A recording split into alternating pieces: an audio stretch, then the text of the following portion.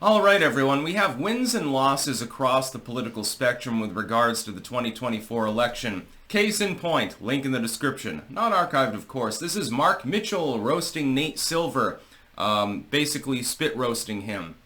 We take a win on this channel, of course, because all of my predictions were true.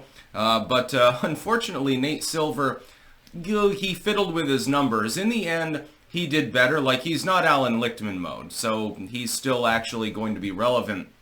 Here was his post. This is November 19th.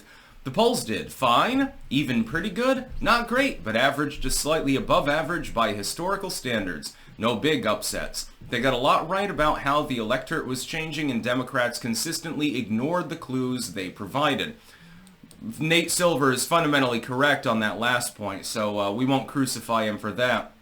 But then Mark Mitchell from Rasmussen decided to weigh in, and now there's a whole fucking thread of drama here. Hey Nate, we weren't coordinating with the Trump campaign like I think an investigation could find that Selzer may have been. Selzer not coordinating with Trump, of course, but the Harris campaign.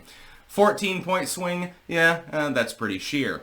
I control the numbers completely myself, and they are 100% a product of my own work. You should probably retract that. By the way, this is in the article. By the way, I refuse to pay to read this crap, but I'm pretty sure you're going to talk about the accuracy of polls on 11-4 and ignore the fact that they were manufacturing a fake Harris lead all fall, like your model also helped to do by inserting additional leftward bias as compared to RCP. This is why I use RCP, by the way, as an aggregate. I don't use the Nate Silver's bullshit. We, alone, showed Trump winning the whole time. Also funny of you to put this in an outlet that unfairly attacked the unbiased RCP just 2 weeks ago, which, by the way, was more accurate than your predictions. I agree with Mitchell on this, and this is what I've advised people. If you want to get a good read on political polling, you need to use an aggregate. That's number one. If you can't develop your own aggregate, you're going to have to use a third party. I use RCP, and the reason is that RCP doesn't weight things. It doesn't cherry pick, it just collates information. And so you can get a good scatter shot of sort of what's happening in any given state, what's happening nationally, etc. Mitchell is fundamentally correct. The problem with Nate Silver is that he weights his polls. And so he was giving a little bit of a marginal edge to Kamala Harris. Now, in the end, of course, towards the end of the election, he said it was more likely than not that Trump would win. But he was giving it like a 52-53% chance or something like that. And then he was trying to crucify Rasmussen for weighting their own polls. But they were fundamentally correct. In the end, if you look at the final results and you compare it to the various polling firms, they were closest to the mark. The reason for this is that there was a swing towards Trump at the end of the election. Nothing more. And this is what we've seen in the last couple of elections. There was one article that I read, this was months ago, and it said, well, there's never been a case where the polling swing, based on the aggregate, happens, 3 times in a row. You have 2 elections, it goes towards the Republicans. Then the third, I guess, it necessarily goes towards the Democrats. What I thought is that this didn't really make logical sense. It didn't make sense at all. What made more sense is that it's probably the polling is roughly even. There might be a little swing in one direction or the other, but the thing is, and this is what I pointed out, even if there had been a 2.5 swing in Kamala Harris's favor, she still would have performed more badly than Hillary Clinton did in 2016. When I looked at the numbers, the only conclusion that I could draw is that if there's a swing towards Trump, he wins.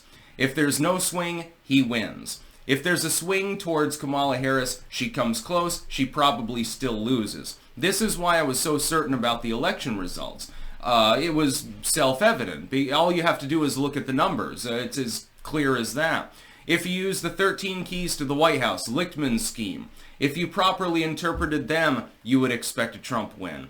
If you properly interpreted even the cherry-picked polls that Nate Silver used, you would expect a Trump win. Everything basically was there for his victory. And number two, it was the most exciting outcome. oh, Americans love excitement. Well, having somebody, reelected for a non-consecutive term, that's a Grover Cleveland mode.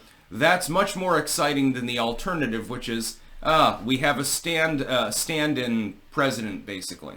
That was what Kamala Harris was going to be if she was elected. Basically just a stand-in, a placeholder, an asterisk. Hey, she happens to have this office. She has done absolutely nothing. Everything is continuing like it did in the past administration. With Nate Silver, it's not surprising that he would get roasted by Rasmussen, because Nate Silver was fundamentally wrong. Now, was he wrong in an Alan Lichtman sense? No. Was he wrong on a monumental scale, like he has been in the past? No, not necessarily. But he was wrong. Whereas Rasmussen pretty much called it as is. And by the way, their polling methodology is not necessarily something that I potentially give any particular weight to. I use aggregates when I'm making my predictions. That being said, though, they were one of the most accurate pollsters in the country for that election cycle. Silver appears not to be willing to acknowledge this fact, and so he pays the consequences by getting roasted on Twitter. That's about all. Peace out.